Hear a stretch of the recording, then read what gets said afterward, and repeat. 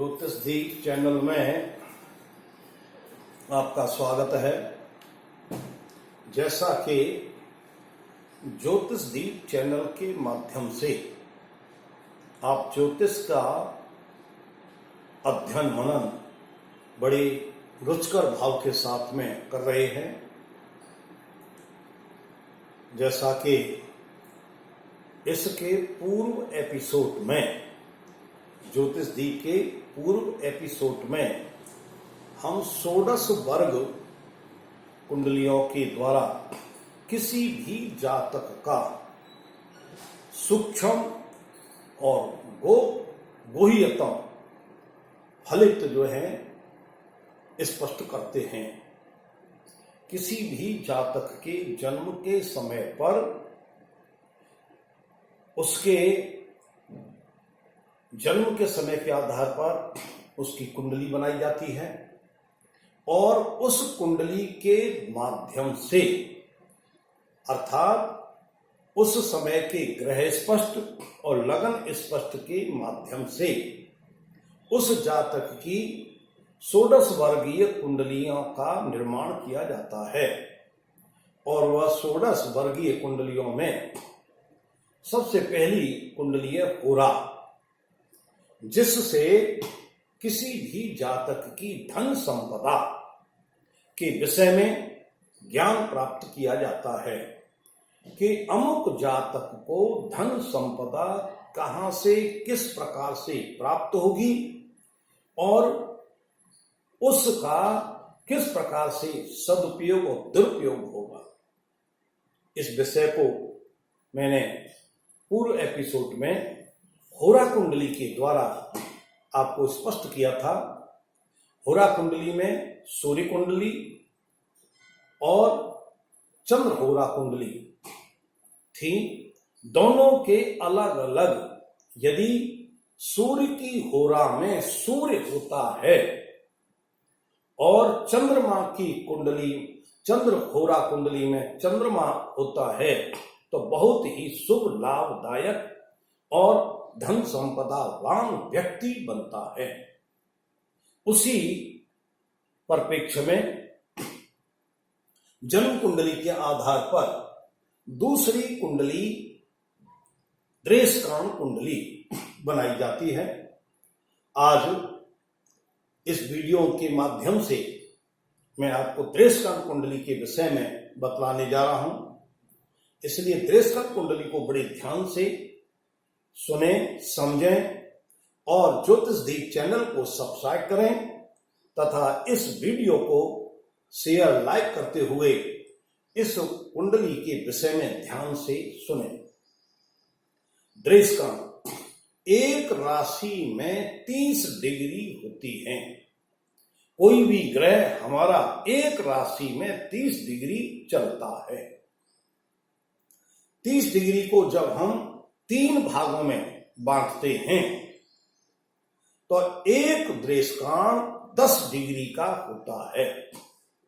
इस प्रकार से 0 से 10 डिग्री तक पहला द्रेषकाण, और इसके स्वामी होते हैं नारद मुनि। जैसा कि आप जानते हैं कि नारद मुनि के विषय में नारद चंचल हैं। नारद किसी भी एक स्थान पर स्थिर नहीं रहते। वह सांसारिक जगत की संवेदनाओं को, सूचनाओं को एक स्थान से दूसरे स्थान तक सदैव पहुंचाने का कार्य करते हैं। इस प्रकार से जिस द्रेषकाण का स्वामी नारद हो, वह व्यक्ति पहले द्रेषकाण में यदि उसकी कुंडली है तो उसके नारदीय जैसे व्यवहार होंगे। वह एक स्थान से दूसरे स्थान तक सांसारिक बातों को पहुंचाने में बड़ा दक्ष और निपुण होता है। इसी प्रकार से यदि हमारा कोई भी ग्रह या लगन 11 डिग्री से लेकर के 20 डिग्री तक के बीच में है तो वह दूसरे द्रेषकाण का होगा। 11 डिग्री से 20 डिग्री का तक जो दूसरा देशकाण होता है, और दूसरे देशकाण के स्वामी अगस्त मुनि होते हैं। अगस्त मुनि कितने प्रभावशाली थे, जिन्होंने पूरे समुद्र को चुल्लू भर पानी से पी लिया था। अर्थात जो अथाह समुद्र है, जिसको धारण कर सकता है, ऐसा व्यक्ति संसार में अद्भुत होता है। इसी प्रकार से दूसरे देशकाण के जो व्यक्ति जातक होते हैं, वो सांसारिक बातों को अगस्त मुनि की तरह पी जाते हैं, उनको प्रचार प्रसार नहीं करते, जिसके कारण से उनको बहुत ही गंभीर व्यक्ति माना जाता है, जो सांसारिक बात चीजों को स्वयं धारण कर ले, उसका प्रचार प्रसार नहीं करे, किसी की बात किसी से नहीं कहे, वो बहुत ही गंभीर व्यक्ति कहलाता है। ऐसे गंभीर व्यक्ति संसार में अनेक प्रकार के मिलते हैं, और वे कौन मिलते हैं? वो दूसरे देशकाण के ही व्यक्ति मिलते हैं। दूसरे देशकाण के व्यक्ति ही इस प्रकार के मिलेंगे। तीसरा देशकाण 21 डिग्री से 30 डिग्री के मध्य में यदि कोई ग्रह है या लगन है, तो वह तीसरे देशकाण का जातक कहलाएगा। तीसरे देशकाण में उसकी कुंडली का निर्माण किया जाएगा। तीसरे देशकाण के अनुसार ग्रहों की स्थापना की जाएगी। तीसरे देशकाण के स्वामी हैं दुर्वासा। दुर्वासा ऋषि के विषय में आप जानते हैं कि दुर्वासा जैसा संसार में आज तक कोई क्रोधी आवेशी नहीं हुआ। क्षण मात्र में क्षणे तुष्टा क्षणे रुष्टा। दुर्वासा ऋषि क्षण मात्र में रुष्ट हो जाते हैं, क्षण मात्र में प्रसन्नचित हो जाते हैं। ऐसे भी सांसारिक व्यक्ति आपको अनेक प्रकार के देखने के मिलते हैं, जिनका देशकाण तीसरा देशकाण होता है। वे सांसारिक जगत में दुर्वासा ऋषि का आचरण प्रस्तुत करते हैं, जो व्यवहारिक रूप में देखने में मिलता है कि वे ऐसे जातक क्षण मात्र में किसी भी बात के लिए बहुत ही प्रसन्नचित हो जाते हैं, और क्षण मात्र में किसी भी जरा सी बात से वह नाराज हो जाते हैं। क्षणे रुष्टा क्षणे तुष्टा, ये तीसरा देशकाण का प्रभाव है। इस प्रकार से ये एक कुंडली है जिसकी लगन कर्क लगन का ये जातक है, और कर्क लगन में ये लगन जो है इसकी 10 डिग्री से कम है। 2 डिग्री 3 डिग्री की लग है। इसलिए इस जातक की जो लगन है वह कर्क लगन है। देशकाण का नियम है कि यदि पहली राशि से कोई भी देशकाण पहली राशि से शुरू होता है, कोई भी राशि होती है तो उसकी पहली राशि से उसका पहला देशकाण होता है, दूसरा देशकाण 5वीं राशि से होता है, और तीसरा देशकाण उसकी 9वीं राशि से होता है। पहला देशकाण पहली राशि उसी राशि से, दूसरा देशकाण 5वीं राशि से, तीसरा देशकाण 9वीं राशि से। ये जो जातक है इसकी कर्क लगन है, और कर्क लगन 2 डिग्री की है। अतः इस जातक का देशकाण की लगन क्या होगी? पहली लगन कर्क राशि ही होगी।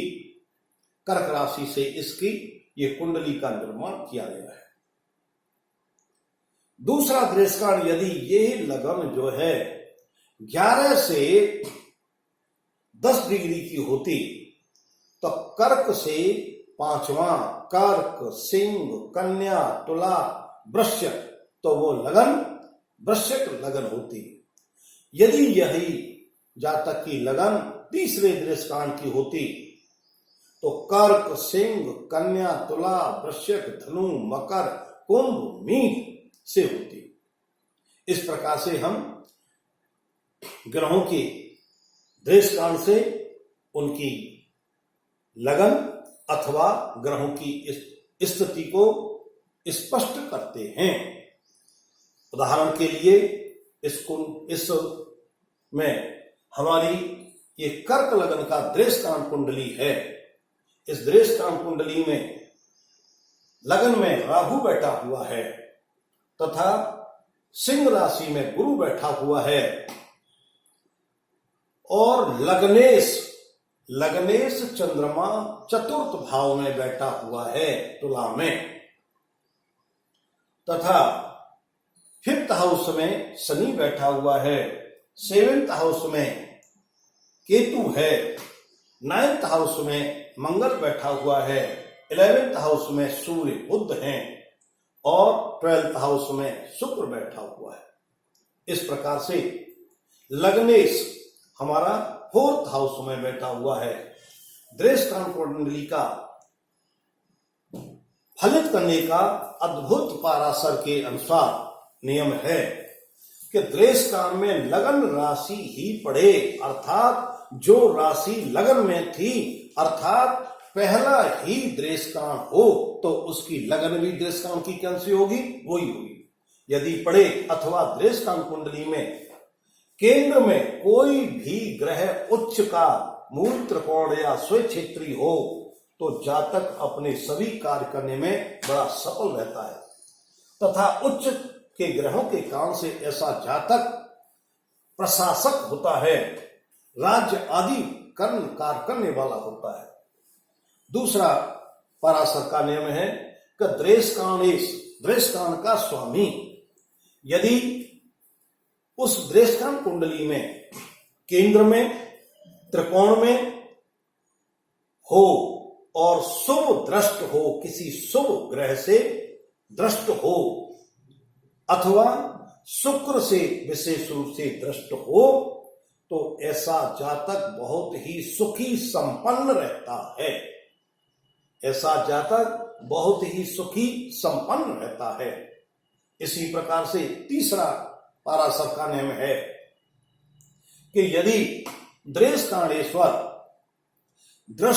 दृष्टांत का लग्न का स्वामी यदि 2nd house, 5th house, 8th house या 11th हाउस में हो, पढ़ भर में हो, पढ़ भर 2, 5, 8, 11 भाव में हो और स्व उच्च आदिगत हो, वह उच्च राशि में हो तो ऐसा जातक पदवी प्राप्त करता है और प्रतिष्ठावान होता है। नेक्स्ट इसका पराशर का नियम है यदि आपोक्लिम में हो अर्थात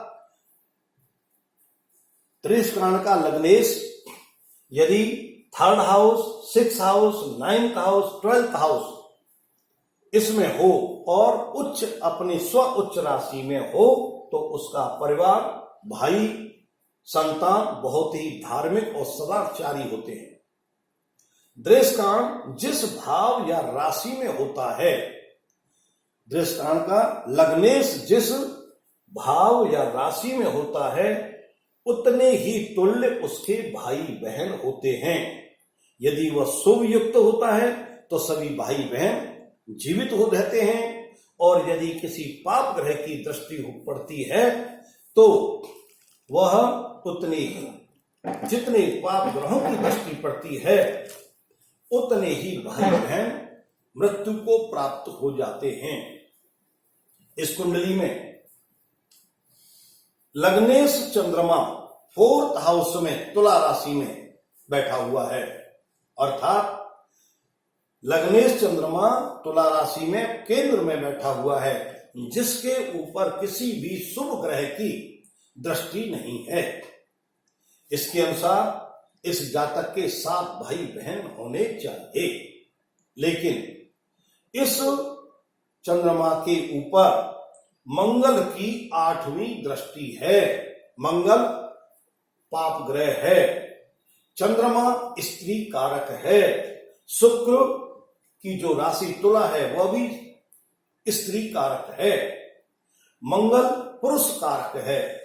मंगल की दृष्टि पड़ने के कारण से इस जातक की बहन, 2 बहन मृत्यु को प्राप्त हो गई और इस जातक के आज भी 5 भाई बहन हैं। ये दृष्टांत कुंडली का भाई बहन देखने का सरलतम और बहुत ही आसान तरीका है। अर्थात लग्नेश केंद्र में या त्रिकोण में हो और जिस राशि में हो उस पर यदि शुभ ग्रहों की दृष्टि हो तो उतने भाई बहन जीवित रहेंगे। यदि पाप ग्रह की दृष्टि होगी उतने भाई बहन मृत्यु को प्राप्त हो जाएंगे। इस प्रकार से हम किसी भी जातक की कुंडली में दृष्टांत के द्वारा भाई बहन कैसे होंगे, कितने होंगे, उनका आचरण कैसा होगा और जातक के लिए शुभ लाभदायक होंगे या अशुभ लाभदायक होंगे, इस प्रकार की हम गणना दृष्टांत कुंडली के द्वारा करते हैं, जिससे जातक का कल्याण होता है। और इसी भाव के साथ में कल्याणम अस्तु।